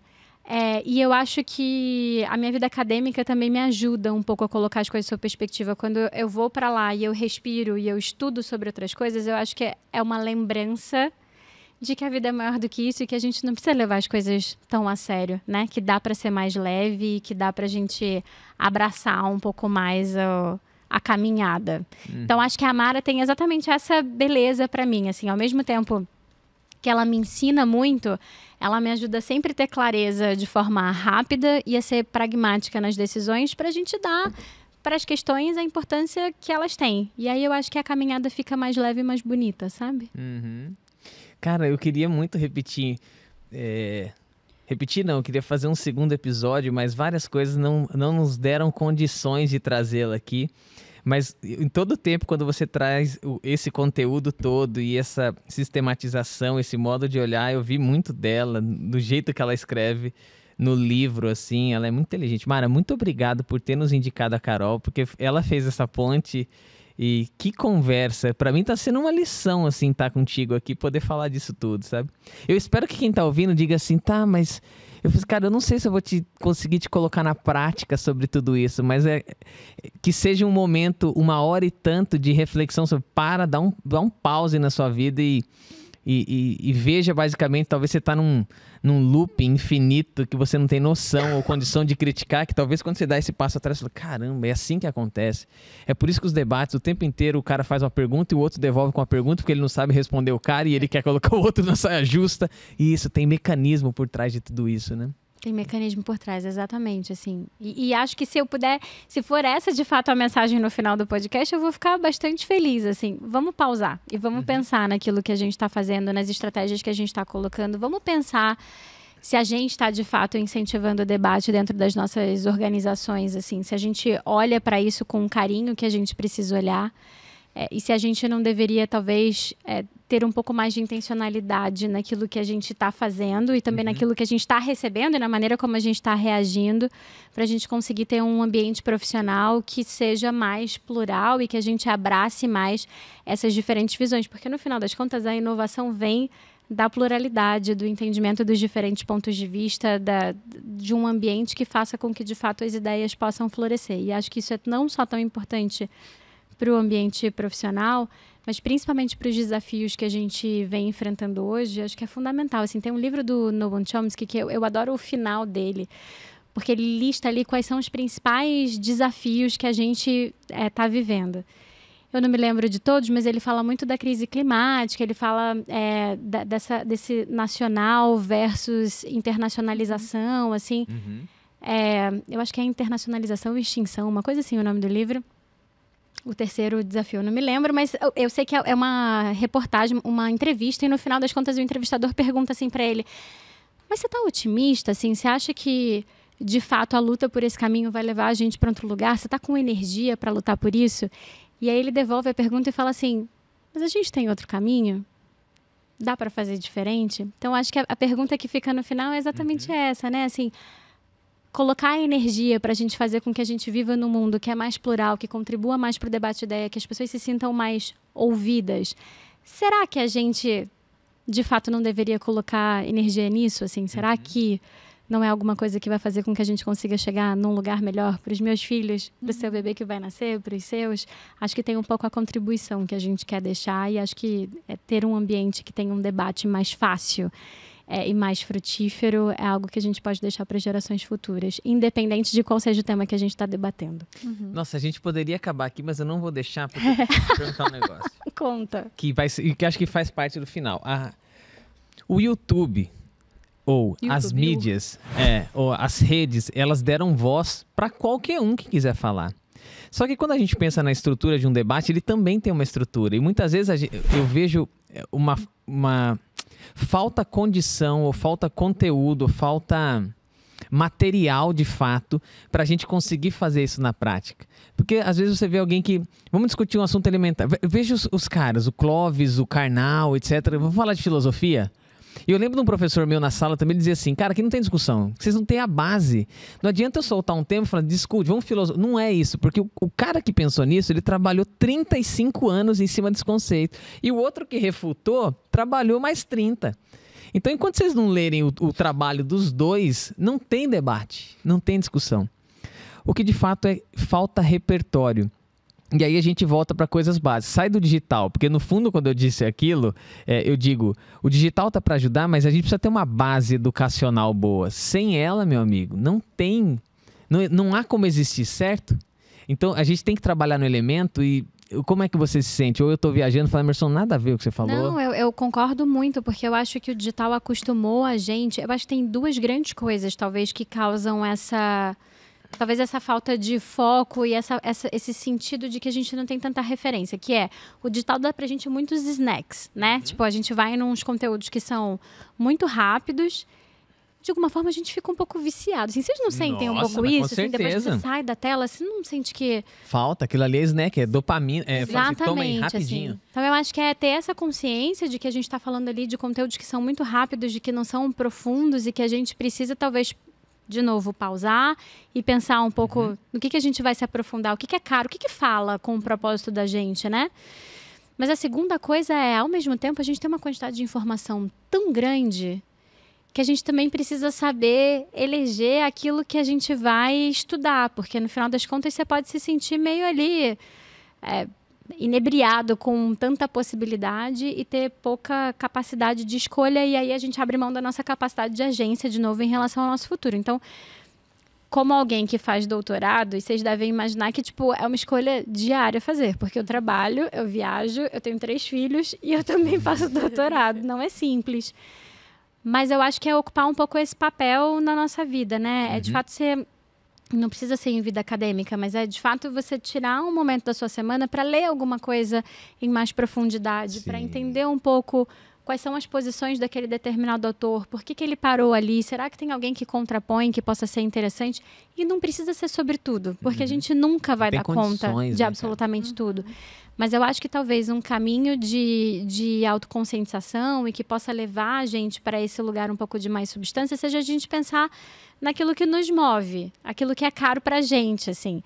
Eu gosto muito de debate. Se eu tiver que dizer para vocês por que eu gosto, eu acho que eu tive uma infância em que eu pude falar pouco. Não sei se vocês sentem isso. A gente, como pais hoje, talvez a gente dê um pouco mais de liberdade para os nossos filhos, né? A gente escuta mais, a gente é mais focado nas necessidades deles, assim. Eu acho que eu era de uma geração que, se eu fosse a criança que não desse muito trabalho, tava tudo bem. Esse era o KPI de sucesso. E aí eu acho que para mim é muito caro hoje ter esse espaço em que a gente consiga trocar uma ideia, debater e pensar um pouco que existem soluções diferentes. Esse é o meu.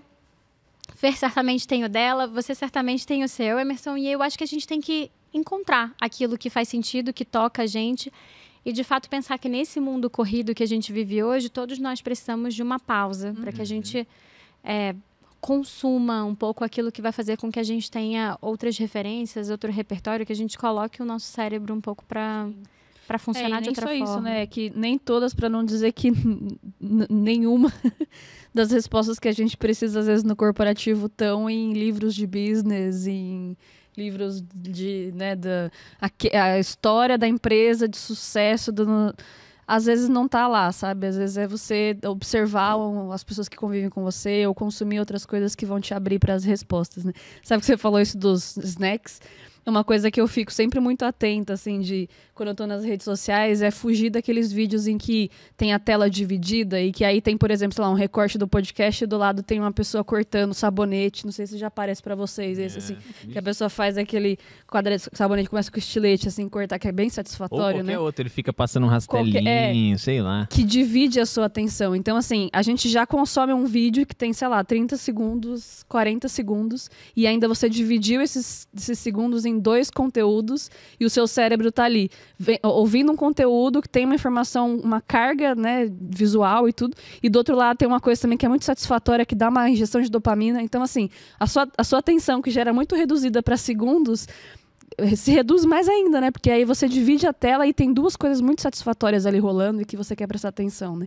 E aí a gente vai ensinando o nosso cérebro que, então, a gente precisa se dividir cada vez mais em ser multitasking, e quando a gente precisa focar em alguma coisa, sentar e escrever algo por 1 hora... Não vai produzir. Não vai produzir, né? Se vocês tiverem um segundo episódio, perguntem pra Mara sobre multitasking. Ela tem, tipo...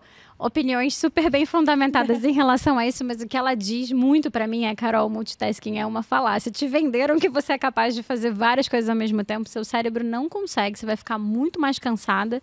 e vai entregar com muito menos qualidade, assim. Então, mas a gente hoje vive num mundo que pede tanta produtividade, voltando para a sociedade do cansaço que você citou, que a gente quer entregar o tempo inteiro, né? E eu acho que talvez uma das coisas que a gente tenha que chamar de novo para a vida da gente é esse momento de pausa, de reflexão, de vou aprender alguma coisa que me toca, que não necessariamente está linkado com o meu trabalho à primeira vista, mas que vai me alimentar mais como ser humano e eu vou conseguir ser um profissional melhor.